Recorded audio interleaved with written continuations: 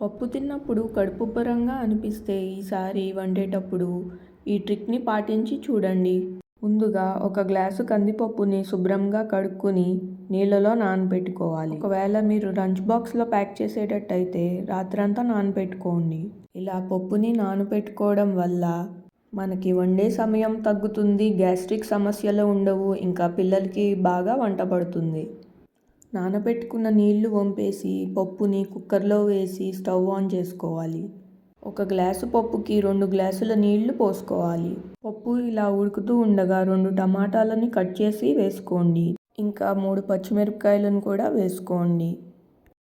తరువాత ఆకుకూరల్ని శుభ్రంగా కడుక్కొని పక్కన పెట్టుకోండి.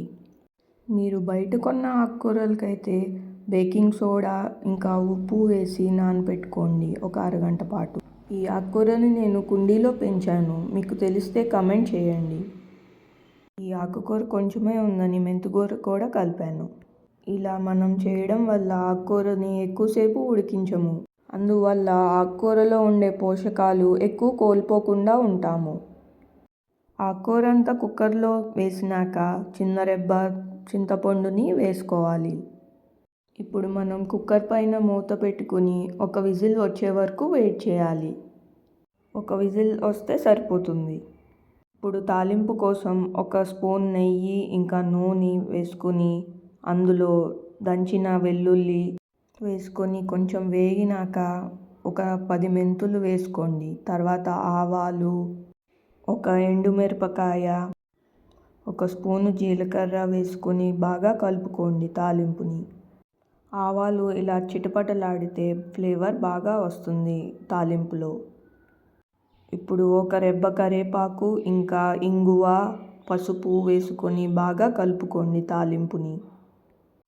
ఇప్పుడు మనం స్టవ్ ఆన్ చేసుకుని కుక్కర్ మూత ఓపెన్ చేసి అందులో తగినంత ఉప్పు వేసుకొని బాగా కలుపుకోవాలి. మీకు పప్పు కొంచెం జారుగా రావాలంటే ఈ సమయంలో కొంచెం నీళ్లు పోసుకోండి. ఇప్పుడు తాలింపు వేసుకున్నాం కదా, అది ఇందులో వేసి కలపాలి. ఇప్పుడు ఒక చిన్న ఉడుకు వచ్చినాక స్టవ్ ఆఫ్ చేసుకుందాం. ఇలా పప్పుని వండేటప్పుడు మనం కొన్ని ఈ ట్రిక్స్ని పాటిస్తే చాలు, తిన్నాక ఎవరికి ఏ ఇబ్బంది కలగకుండా ఉంటుంది. ఇంకా దీన్ని నేను లంచ్ బాక్స్లో ప్యాక్ చేశాను. ఈ పప్పుని మనం అన్నంలో కలుపుకు తింటే చాలా రుచిగా ఉంటుంది. మరిన్ని ఇంట్రెస్టింగ్ రెసిపీస్ కోసం నా ఛానల్ని సబ్స్క్రైబ్ చేసుకోండి. Thanks for watching.